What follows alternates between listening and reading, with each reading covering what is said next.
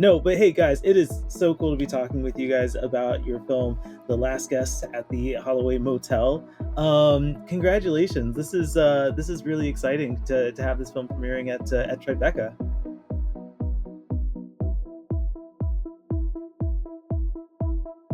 Since we're talking about motels, really quick icebreaker question: what's your favorite place to vacation to? What's your favorite like hotel, resort, or whatever that you like to go to just to get away? To get away. Yeah, I feel like I'm not getting away enough. I um, was gonna, funnily enough, I was gonna answer on Ramiel's behalf because he always goes to Cancun and is obsessed with Cancun. always is a stretch, but yeah, I do love a good beach. I like a. I'm a. I hate a vacation where you're like packed doing activities. I like to sit on a nice warm day and just be by water. Let me tell you, Ramiel, I am learning the value of this because typically I like to go to a new place. I like to do all the things there, and like it's go, go, go. And I don't know, maybe I've reached an age where it's like, you know what? I don't need to do everything. I could just chill, right? So like all inclusive resorts are something that appeals to me. But yeah. If there's a sponsor listening, Excellence Resorts, that's the place to be. Nick, what about you? What are your thoughts here? I love a beach. I also really like to. I agree. I hate packing a bunch of things in if I'm traveling abroad or trying to go to like some destination. I love to go to Europe. I really like Paris, but I like just going to Paris and just sitting at a cafe. I don't need to do the Eiffel Tower or the Arc de Triomphe. I can just sit and just people watch, and I just love doing that in like a city I've never been to. No, that That's sounds my vibe. Artist. What'd you You're an say? artist. Yes, and I write in my little pretentious notepad, and that's all I do. That's very cool. Well, thanks for those responses. Icebreaker has been completed. Let's talk about the last guest of the Holloway Motel. For those who are just discovering this documentary, can you give just a brief synopsis on what it's about and what people can expect?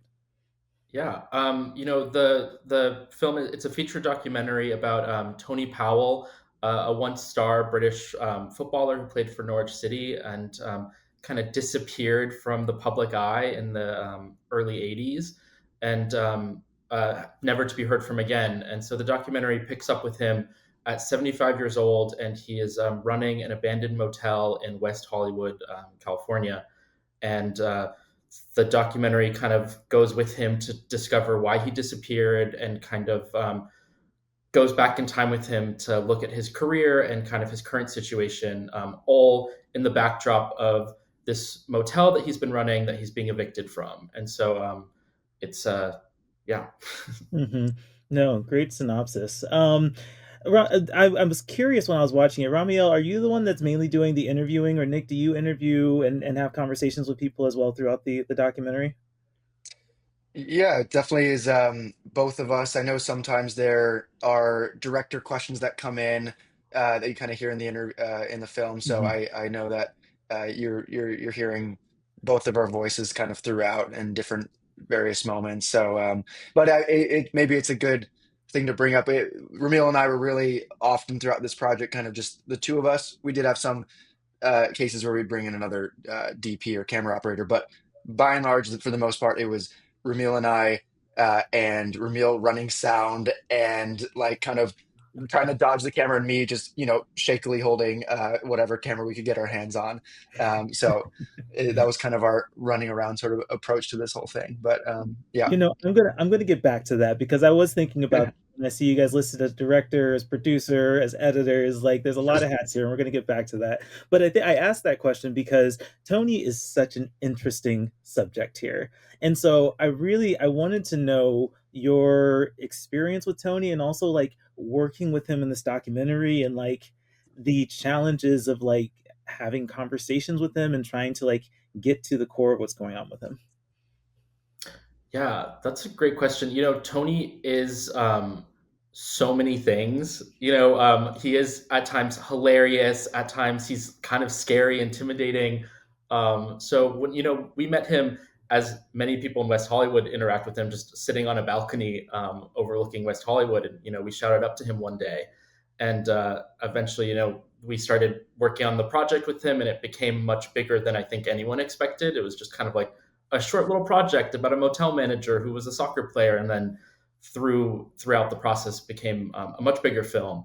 And so I think that what happened is, like, for every minute that you see in the film, we were probably spending an hour with him outside of that. And so much of this kind of became like a lot of, like, we're friends. We really love Tony, and I think he loves us. And I think that so many of the conversations opened up just from us, like, hanging out with him on the balcony and kind of going back and forth. He knows just as much about us as we do him, and there is a lot of trust that's built in the many hours we spent together.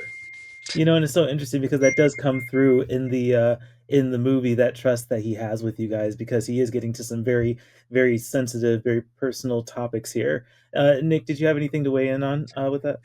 Yeah, I think it's definitely a good, distinction to make because I think, we didn't come into this as documentary filmmakers. It wasn't a big goal of either of ours. We kind of come from narrative backgrounds. And so I think a lot of documentaries you see on Netflix, it's like you have these sort of journalists sleuthing people who are coming in and they know something and they're trying to dig it out of someone. And I think we really entered this project at face value. It was just this interesting, captivating old man with a story. And yeah, like Ramil said, we didn't come in like expecting some crazy thing to dig up, and we weren't really trying to find that either. We just kind of got quite close with him and kind of went through a lot of experiences with him in real time, especially considering this whole sort of his situation getting evicted from the motel. So I think that just kind of really brought us closer and organically sort of built trust between us, and that's kind of what you're seeing on screen. Absolutely.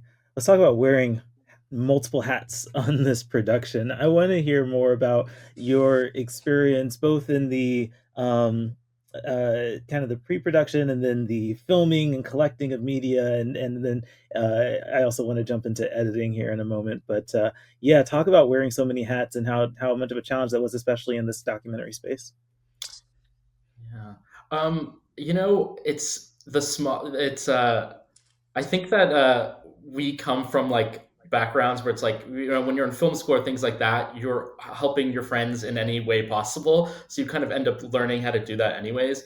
On this project, it started off really small. It was an intimate project before, we had financing and funding and more people involved. So that's, I think, particularly why the dynamic started off as like, well, Nick knows how to use a camera and I know how to use a Zoom recorder. And so we're going to do ourselves to save money and be small. But eventually, I think that footprint actually became integral to being able to get the footage we were getting, because I think no matter how you swing it, the more lights, the more cameras you bring in, the more awareness your subject has, and it changes how comfortable they feel. So we learned that on days where we kind of went big, we kind of got stuff that we were less excited about because I think people were performing a little bit. And so we learned that by keeping the scope small, staying far away, being on tight lenses, things like that, that we could get a much richer story. And so it kind of became like, can we do everything to make sure that there's only two people in the room, or three people in the room? And I think that really helped a lot in the storytelling of it. Yeah, just kind of adding to that, I think also one thing that we maybe mistakenly kind of discovered is that it very much benefited our ability to develop the project by the fact that we just decided to dive in with our limited sort of experience in whatever we were doing. I mean, we were constantly looking up like camera tutorials and figuring out the best way to expose and whatever. And we went to film school, but a lot of these things slip through the cracks. And so I think there's a lot of times people maybe try to wait for the money to come in and they might develop something on paper and they're waiting for money to come in because they don't think they can do it themselves. And I don't think we expected in the beginning that we'd be making this feature or going to Tribeca or anything like that, but it certainly was a testament just to say, just do it, start figuring it out, borrow your friend's camera and start shooting. And that's the only reason we were able to develop it, is because we were just so hands-on. We didn't want to wait for permission to kind of make it. Yeah, the timeline was huge. Adding to that, so many docs are, I think, can run for years, and Mm. ours was, I think, 2 years from first day of filming to when we were picture locked, which was to us an incredible amount of time. But we definitely saved probably a year in terms of just like Nick and I being like, okay, we don't have an editor yet. Let's just start working on something until someone, comes on board. And, that was really important. Which is a perfect segue into what I want to talk about more, which is your use of Adobe Premiere Pro to edit this documentary. I am an avid Adobe user. I love using Premiere Pro, but this is such an interesting project. So let's start with like why Premiere Pro is right for you guys on a project like this. It was not only was it right, it was the only possible software we could have edited in. I mean, neither one of us know how to use Avid. And it's funny, we were interviewing editors, a lot of like older school documentary editors were like, I only use Avid. But an increasing number of new generation editors who edit long form work in Premiere. And so we're very glad we stuck to Premiere. It enabled us to work at an efficient speed because we knew the software. We grew up kind of using it. We used it in film school, and it turned out to be more than capable. And a lot of these sort of like old school features that Avid, is promoting, or the reason people pick Avid, Premiere's kind of adopted, especially when it comes to the productions workflow, the ability to kind of share the project between different editors working simultaneously through that workflow was really helpful for us. So it was like, I mean, yeah, it was a no-brainer. We didn't have a choice, but it ended up being kind of a massive time saver, and I think we wouldn't have done it any other way. Yeah, Ramiel, what do you think?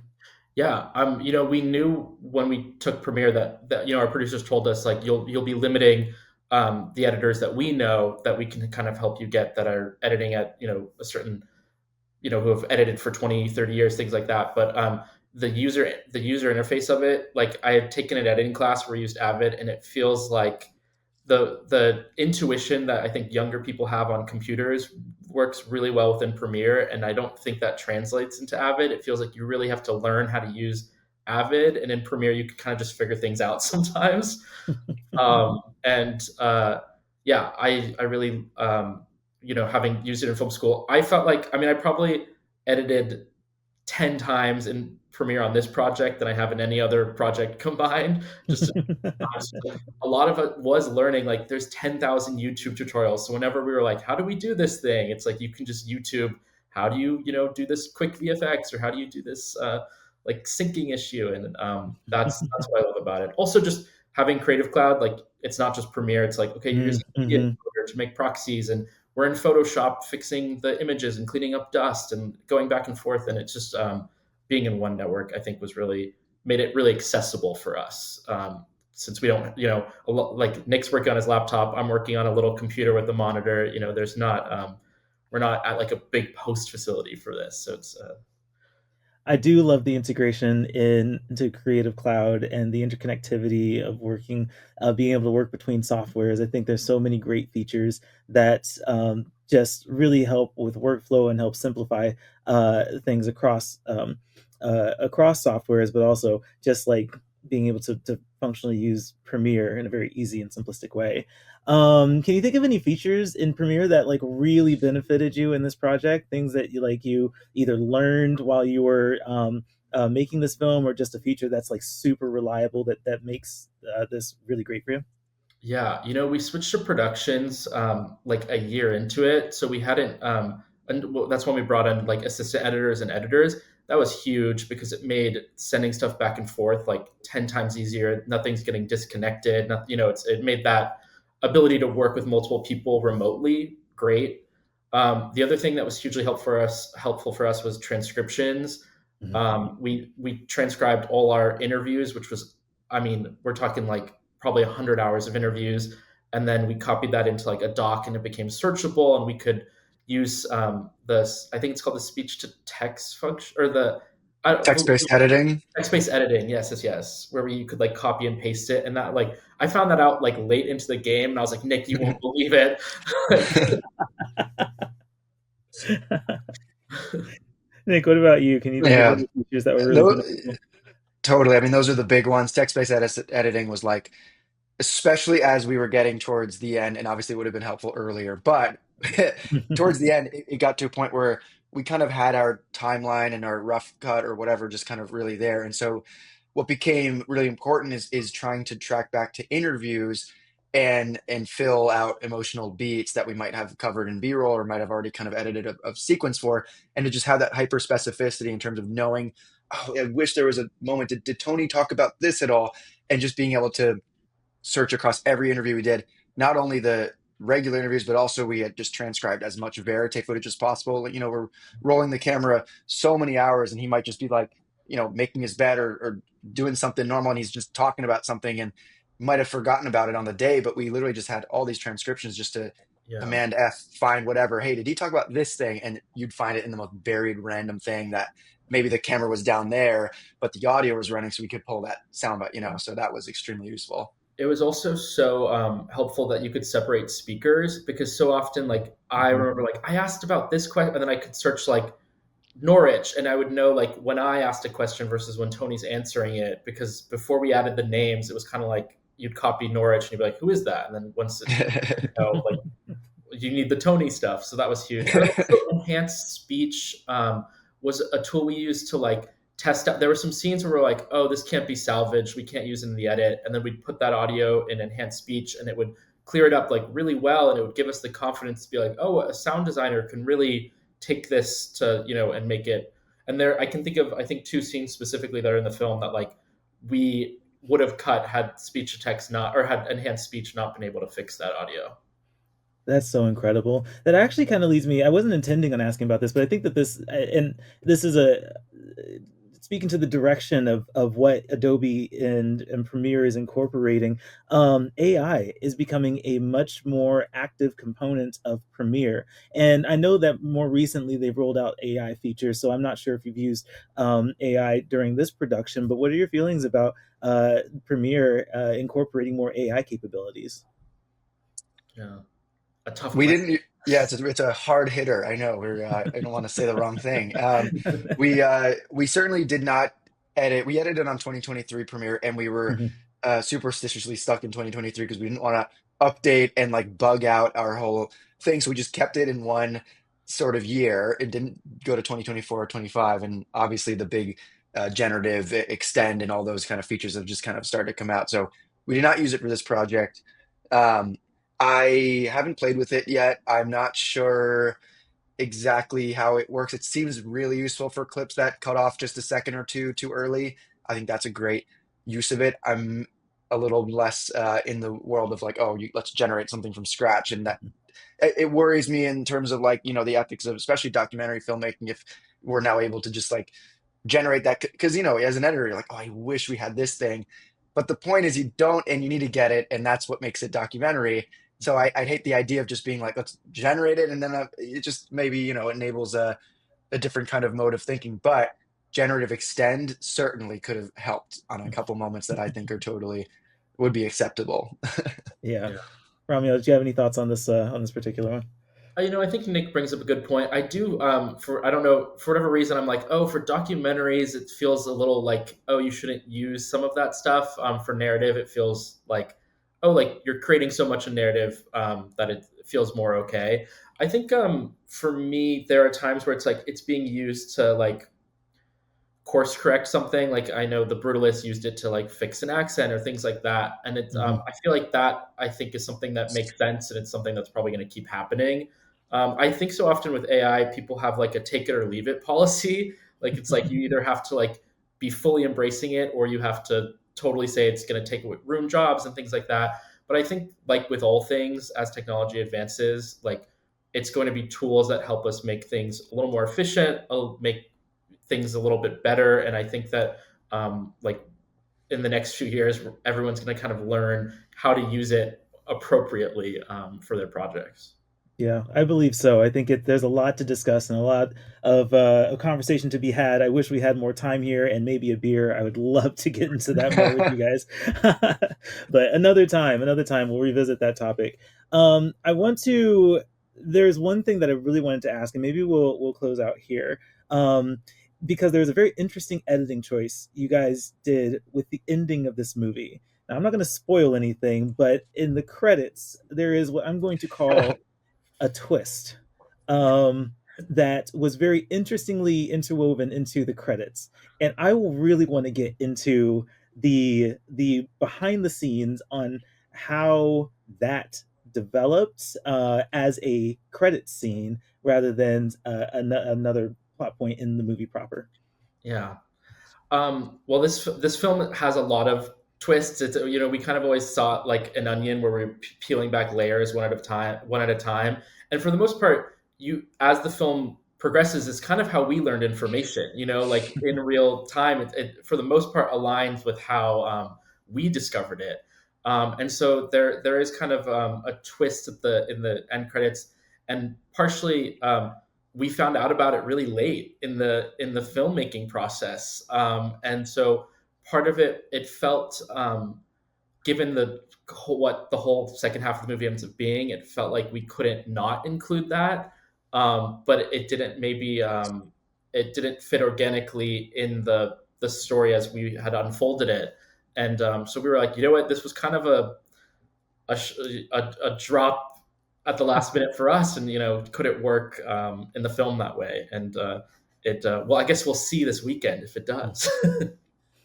Yeah, it's certainly a surprise and almost Marvel-esque post sort of credits, kind of during the credits I know. thing, I just felt like, oh, which, you can make a sequel now. Like this, there's more story don't, to be yeah, had here. no sequel planned. Absolutely not. It is so funny because a lot of I have to say, Ramiel was always just like, this has to be in here. And I on it for a while, I was like, I don't know if that works. And a lot of people were saying, I don't know if that's even possible. We had a lot of, you know, uh, thoughts about this sort of thing. And but when it was put in and it was just like against the credits, it just suddenly was like, all right, it's a bonus. We get to have a laugh about it rather than it feel ingrained into this like this narrative.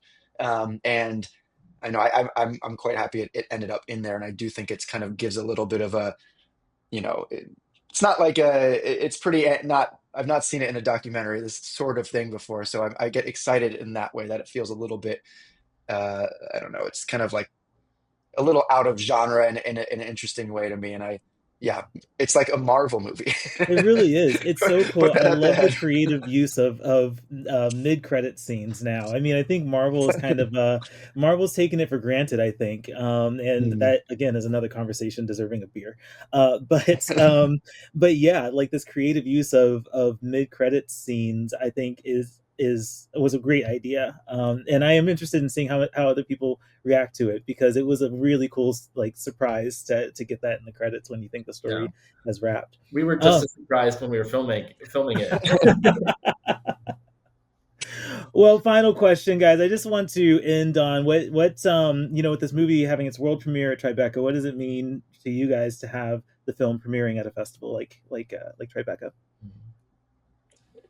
Uh, Means the world. I mean, I think we couldn't have asked for a better outcome with the way that this film has gone. We talked about it being so many sort of serendipitous kind of moments that happen for it to get made and for it to even just to discover Tony there in this whole story. So it does feel like the cherry on top of a pretty rewarding journey. Yeah, it's a first for certainly me to be at a festival, especially of this sort of caliber. And I just think we're trying to appreciate the moment and uh, just be proud of what we did. Yeah, Nick and I met in New York. We went to school out here and know a lot of people, so it does feel like a nice little homecoming to get to share it with a lot of people who we know. And I'm just really excited that we get to, Tony's story to me as is so impactful. I mean, I think just being a gay soccer player is so taboo still. And I think to get to see it from kind of his perspective, having been closeted in the 80s and having that, like, I'm really grateful that this gets to come out now. And I think the reception is going to be really kind of overwhelmingly positive for him, where, 40, 50 years ago, it would have just been just totally destructive. And so I think, particularly in a city during Pride Month, like I think that's really exciting that we get to share it in New York City for that. Yeah. Ramiel, Nick, congratulations on this film and all your work on it. I'm super happy that it's having its world premiere this weekend, and I'm wishing the film the best as it premieres and as more people see it. And also, I'll be looking forward to what you guys do with your careers. Okay.